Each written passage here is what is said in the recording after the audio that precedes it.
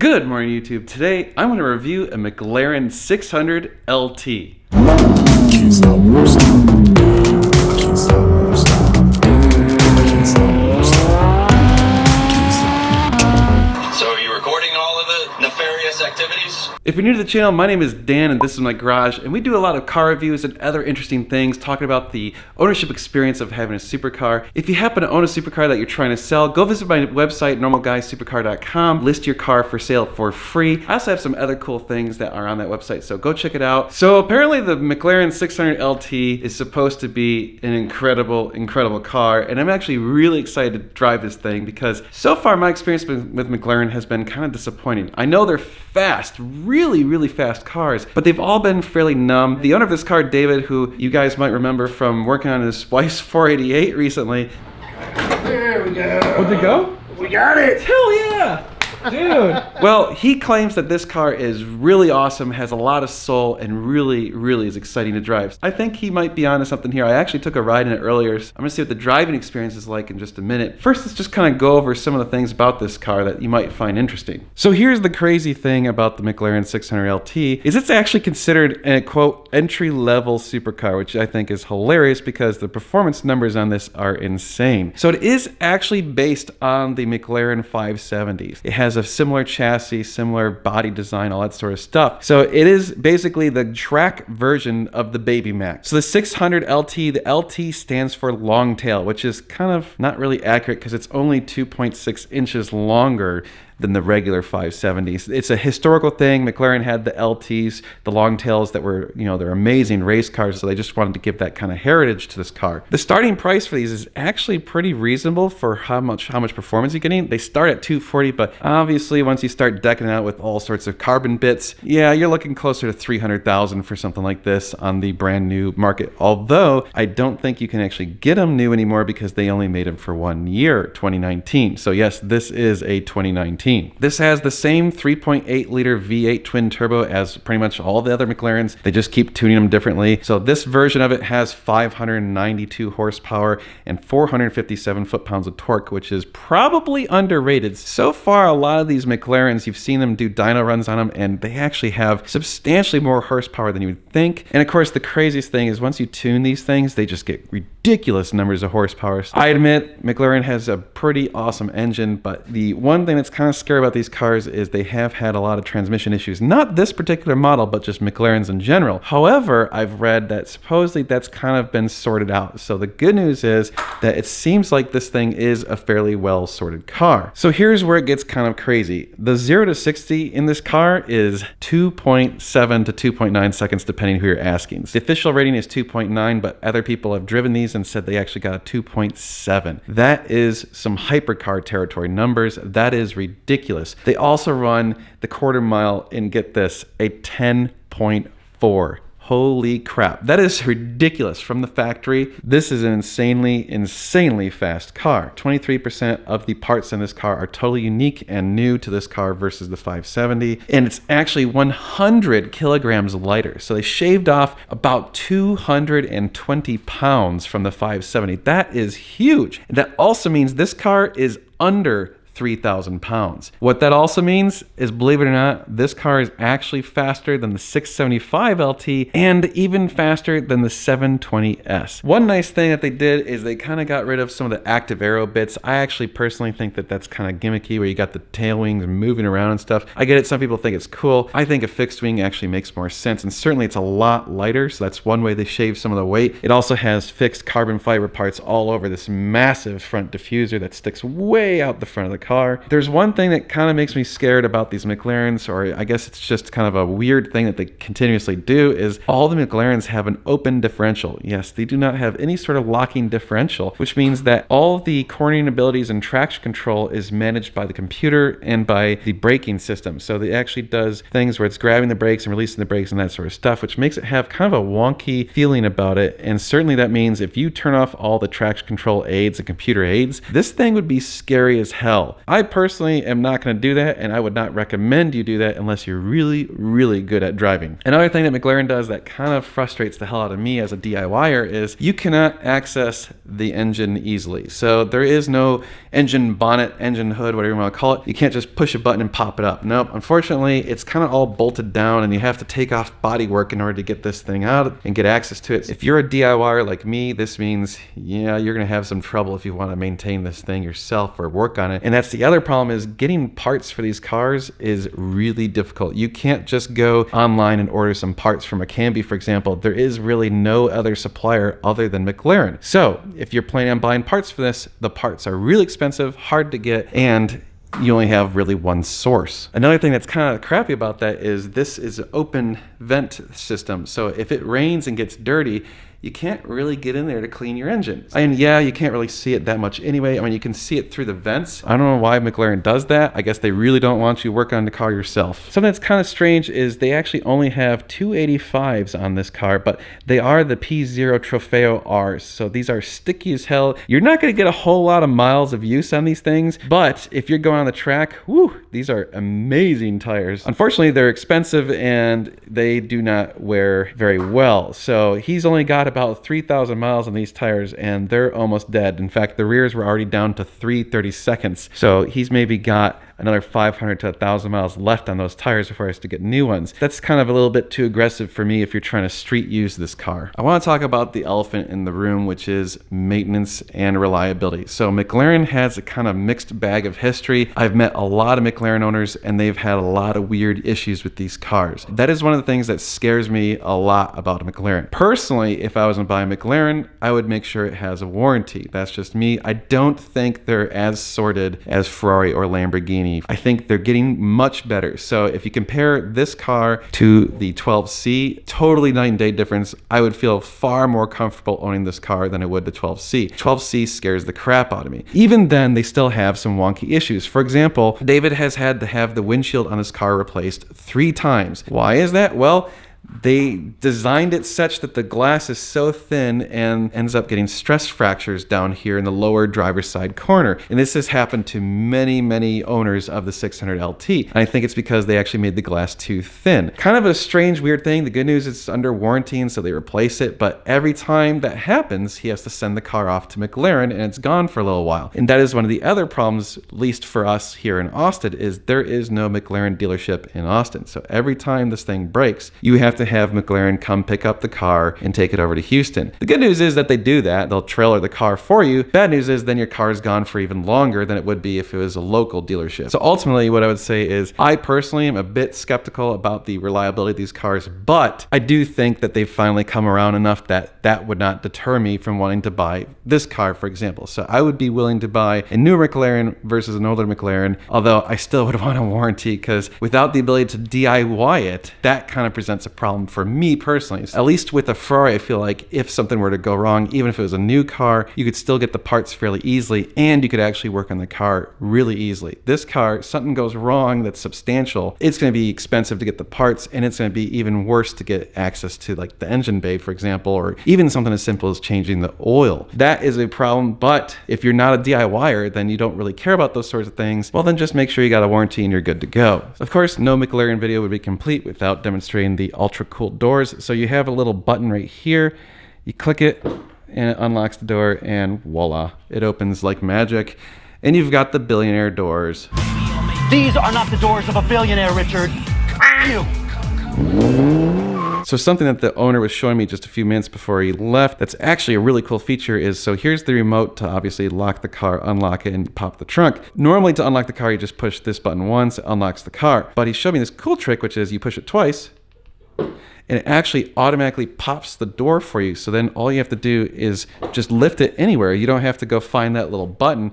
You just lift up the door. That's a really cool feature. They also have this cool hidden button right here on the inside of the door to pop the trunk. So if you want to pop it, you just push that button. And so lifting up the trunk, you can see it actually has a fairly reasonable sized front. You could actually fit a couple bags in there, maybe even a couple suitcases. I'm actually impressed. This is certainly a lot better than the Huracan. I don't know if it's quite as large as the 458 or even the 488 for that matter, but it's really deep. I mean, you can see it goes down quite far. So if you're going on a rally or a day trip in this car, you actually actually could. I heard Mo. I think he's jealous that I haven't put him in the garage yet. Mo, okay, come on. Go in the garage. Come on. Come on. Okay. Okay, help me do this review, Mo. I know. Do not get in the car. You can smell. Nope. Hey, stay clear. I'm gonna shut the door. Mo, move your head. I don't trust you. What do you think, Mo? We have an enemy of the state in the garage. Yes, I know. Oh, what is that? Gotta smell all the things. You're gonna be so disappointed, Mo. I blew all the leaves out of the garage this morning. There's no leaves in here. But yeah, you can smell that. That's fine. So having ridden and driven a few McLarens now, the one thing I will say about the McLarens that kind of sucks is getting in and out. It's actually much harder than a Ferrari because you do have this carbon fiber tub that sticks way up right here. So your dorsal is massive. Don't get in there. Do not get in there. So you kind of have to like sit your butt in first and then slide your legs up and over. You can't just like crawl in with your leg first. The problem with that isn't so much for us dudes. It's when you have a date who's wearing a skirt or a dress. That becomes a big problem. They kind of have to do this like spread leg thing to get out. Well, most women aren't going to appreciate that very much. But on that same note, the fact that this is a carbon fiber tub, it actually gives the car a little bit more stiffness, and it's a lot lighter than some of the other cars like the Ferraris and Lamborghinis. This is actually, in my opinion, a superior design choice, and I do really appreciate the fact that they have this. There have been pictures of these McLarens that have been absolutely destroyed. Hey, get out of there. Do not do that. No. And unfortunately, when that happens, when these cars do get wrecked, the good news is that the drivers are usually okay, the passengers usually okay, the car is completely destroyed and gone. The technology keeping it safe is actually remarkably good. If you're going to crash a supercar, you might want to crash a McLaren versus a Ferrari or Lamborghini. All right, I'm going to show you how to crawl in this the best way. So you actually sit backwards in it. So you go in backwards like this with your butt first, kind of sit on the door well, and then slide your butt in, then pull in your feet. See, that's how you look like the expert McLaren guy. If you just try and put your leg in first, it gets kind of wonky. So unfortunately, I haven't really gotten graceful at the getting out part. So yeah, again, put your feet out first, and then you kind of gotta scooch your butt over. I've heard people say the best way to do it is just kind of put your butt right here on the sill and then stand up. So there's one other problem I noticed with the billionaire doors or the McLaren doors, because these aren't scissor doors, they're McLaren doors, let's be real. They don't go up, they go kind of out and up. A car whose doors open like this. Not like this. Not like this. The problem is that they take up a lot of space in my garage. So if I had this car parked over on the side, I could not open up the passenger door at all. And the other trick is if I had another car in here, it would be a tight squeeze. So you probably need to have a little bit larger than normal garage, certainly more space than usual on the left and right sides if you want to be able to get in the car. Now, to be fair, when I park my Ferrari on the side, no one gets in on the passenger door anyway because I kind of hug the wall. Also, you got to worry about height. Pretty close to my garage door when it's open. So this car basically has no storage. There's no glove box. There's very limited storage. Like there's nothing in the doors. Obviously, if you put stuff in the doors, it would fall out when the doors go open. There is a tiny little tiny compartment right here. There's also a wee little pocket right here between your legs. Little netting storage right here on the passenger side. So you're not exactly going to store a whole lot of stuff in this car, although there is a little net back here. And there's even a shelf, which you can see works perfectly for storing a hat. It does have a sticker that says, do not store luggage back there. So I guess you're not supposed to store luggage. Kind of makes sense if you stop real hard, that luggage didn't go right through your head. McLaren has the drive, neutral, reverse kind of buttons instead of having just the flappy pedals. Of course, we do have the flappy pedals. One thing that's really cool is that the flappy pedals go forward and backward. So you can actually shift either direction with one pedal or the other pedal. It doesn't matter which one. I actually think that's kind of a handy feature when you're driving these cars, because every once in a while you might only have one hand available. Or hell, what if you were an amputee? You'd be screwed driving a Ferrari. It'd be very difficult. So one thing I noticed about every time I drive a McLaren is in order to get the car to turn on, you have to push the brake really, really hard. You can't just sort of push the brake. You got to really stand on the brake. We got the computer on. You can see it's got a really modern screen, got modern controls. It's actually quite impressive. Another thing that's kind of wonky about this car is the seat controls are really confusing. They're hidden right here on the inside of the seat.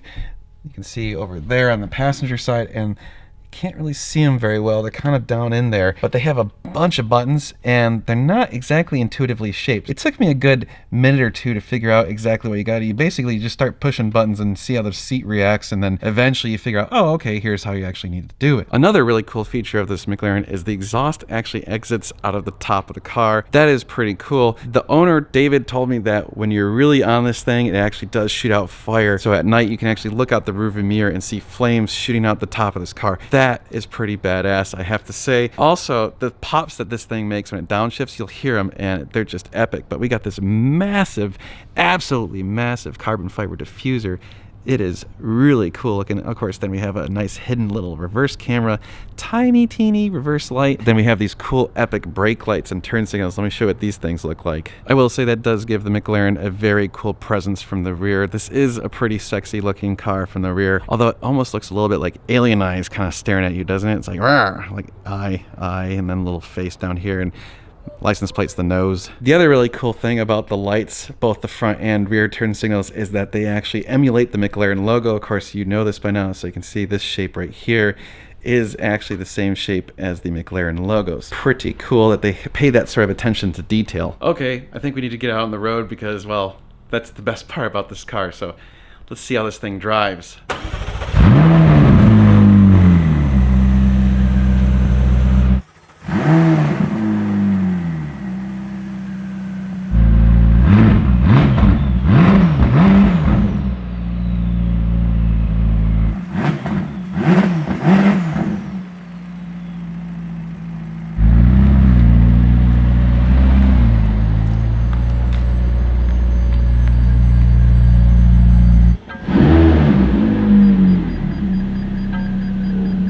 So one thing that's kind of strange is to activate the traction control buttons, you actually have to push this button called activate. So I'm going to push that, and now it goes into manual control.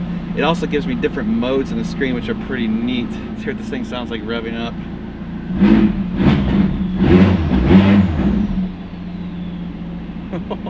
You can really hear those turbos.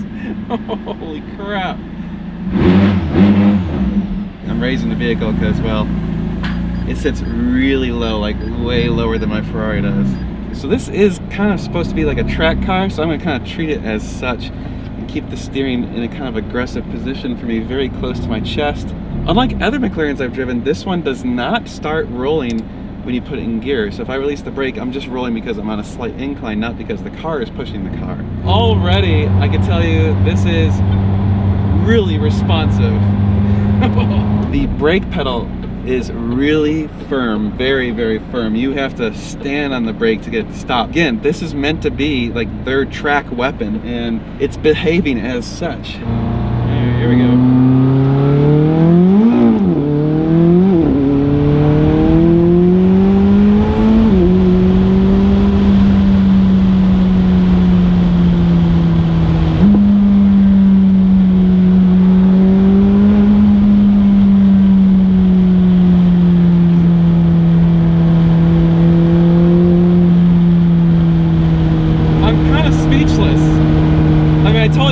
That one, the traction control kicked on and I accidentally short shifted second.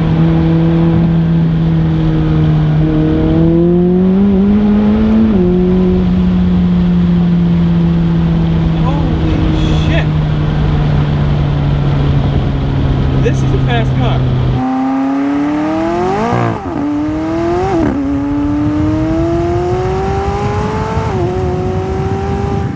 Holy crap, that is fast. We're gonna have to do that again.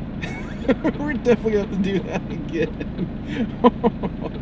I'm a fan already. Clearly, I'm a fan of this car. It's almost nauseating how fast this car is. I will say there is a lot of turbo lag, but then when it kicks in, it's just wham, it hits you hard. It's really, really intense how hard the torque hits you on this car. So one thing that I already like about this car a lot more than some of the other McLarens I've driven is that because of the lack of sound deadening to obviously save weight, you can really hear that engine, and it's just, I mean, it's right there. It feels like the engine's on your back. It's a really intense, awesome sound, much more so than the other McLarens I've driven that felt a little bit numb. The steering, already feels really good. We're about to go on a really twisty road, so we can see how that feels. I guess so far my only complaint is the brake is really heavy, which is great for track use, but if you're gonna be like driving this thing around in kind of a normal setting, it's gonna get a little bit tiring, but it's fantastically responsive. It is definitely a bumpy car. You feel everything in the road. There is no denying that this is a track-focused car. Here we go.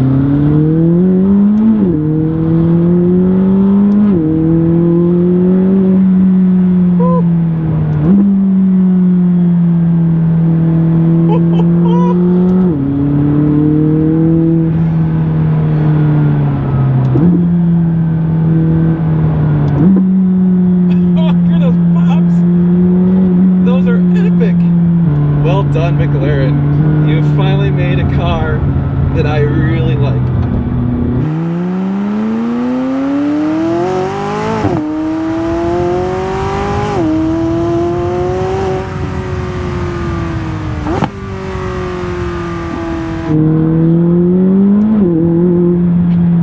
I just lost my stomach accelerating so hard. This is as precise and track focused as the best Porsche GT3 can offer, as a Ferrari 458 Speciale, or I'm assuming a Pista. It is just wow. Wow, this car, holy crap. It's just epically fast and responsive. The shifts are just lightning fast. Downshifts, upshift, doesn't matter. Fast as hell.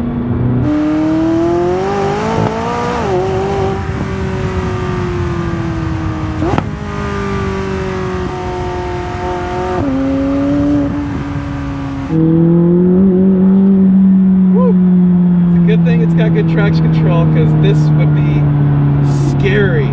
scary without traction control. I just broke loose again right there, and we were going pretty quick. Oh man, I think people are getting busted for parking. I got chilled just a little bit. There was some cops there giving a bunch of people tickets.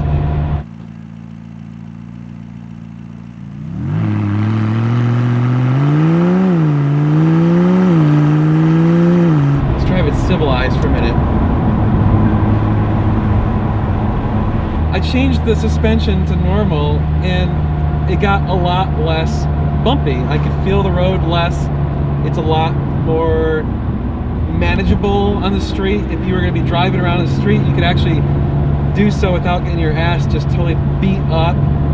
So it's actually kind of reasonable. This is impressive for such a track-focused car to actually be pleasant. Usually, like, you drive a GT3 RS or a GT3, and they'll beat you up. Like, you feel it. It's got the shift pedals are on the steering wheel. I just went to grab it and it wasn't there. It's the one thing I dislike. I hate when the shift pedals are not on the column, because they move and you don't know where they are if you let go. This truly is the first McLaren that I could see myself owning and actually enjoying the hell out of this thing. It's epic. Absolutely epic. This car takes your breath away. It's like intense. It is so fast. It's almost a bit too much for the street. It just fights for traction all through third gear. It needs bigger, stickier tires, which is crazy to think. It's blowing off these Trofeo R's like they're nothing. All right, David, you win. I like this McLaren. I would consider owning one. I think they're out of my price range still. Oh my god. I feel like I'm cheating on my 458. I'm having way too much fun. It's really cool. You look out the rear and it's just everything's squiggly from the heat coming out of the exhaust. I haven't even touched the infotainment. I don't care. I guess it probably works. It probably does stuff and has a radio, and I'm assuming Bluetooth and shit. Who cares? You're not gonna touch it. You seriously, it doesn't matter in this car. all you want to do is look forward. Forward visibility is perfect. This is something that Ferrari and McLaren have down pat. McLaren, oh, skunk, woo, woo, skunk. Oh yeah, woo. Side visibility is kind of it's not the best, but it's not terrible. Rear visibility it's like a supercar. I mean, it sucks, but no surprise there. Nothing unusual about that. Track focused, driver focused. It's all about going fast. It's all about looking at the road ahead of you and just going like a goddamn bat out of hell. If you're gonna buy a McLaren, this is it. This is the one you need. I think Mo heard me arrive and he's all pissed off that I'm not saying hi. What do you think, Mo? What? You think, oh, don't worry, I'm still gonna have a Ferrari. Don't worry, Mo. I know. Don't worry, still have a Ferrari. Wow. This car it's epic. It's absolutely, Mo is jealous. Mo, hi. Okay, yes, I know. Yeah, give me some love. Wow, it is just stupid fast. Really insane. Don't worry, Ferrari, you're my one true love, but finally, in my opinion, this is the first McLaren I really enjoyed. I didn't feel it was super numb. Although the traction control was kicking in a lot, it was doing so because it was saving my ass, and it didn't feel too intrusive. Some of the other McLarens I drove just felt so numb. The steering felt numb, the pedals felt numb, the responsiveness just kind of was I mean, they've all been super fast. I will say the McLarens have all been ridiculously fast, and I do enjoy that part of it, but I felt like driving on the curves and stuff didn't feel as good and it didn't feel as responsive as this does. This is amazing. I mean, you turn the wheel and it just turns and it's very precise, but it's, you know what? It's a McLaren with soul. Yes, that's what this is. This is the 600 Soul. Needless to say, I am extremely impressed with this car. Again, the only concerns I would have about owning it would be maintenance, and also depreciation is a bit of a concern because McLarens historically have not held their values real well unless you have some sort of super rare McLaren. This might be rare enough that maybe it's gonna hold its value a bit better than some of the other McLarens. Time will tell. I don't know. I would be a little bit worried about that. Then again, if you're gonna own the car for a long time, that may not be a concern. And I don't know much about how the warranties are in these cars, but yeah, I could see stuff breaking and being very expensive. That would be bad. So that's only negatives I can think of this thing. It's just, wow, is it a fast, fun car. This is what supercars are all about. This is amazing, absolutely amazing. Well, thank you so much for watching. You guys are awesome. If you enjoyed this video, please consider sharing it. That does help out my channel, so I appreciate when you guys do that. But in the meantime, if you're interested in winning that clock right there on my wall, go to my website, normalguysupercar.com, and either buy some merch or sign up for my email list. Or if you sign up as a member of my channel, you'll automatically be entered for a chance to win once I hit 50,000 subscribers, which should be very soon, so please do that. Also, if you have a supercar that you'd like to sell, please go visit my website and list it for free. Yes, totally free. Please do that. And I actually filter all those responses so you're not going to get spammed with a bunch of bullshit. I'm treating it like you guys would want it to actually be treated. This is not something I'm trying to do to actually make money. It's something I'm doing because I think it was needed for the supercar community. All right, guys, we have a ton of car stuff coming soon. Meg's going to review this thing, so you're going to want to hear her opinion. I'm curious what she's going to say about the billionaire doors. Stay tuned for a lot more car stuff. It's going to be sweet.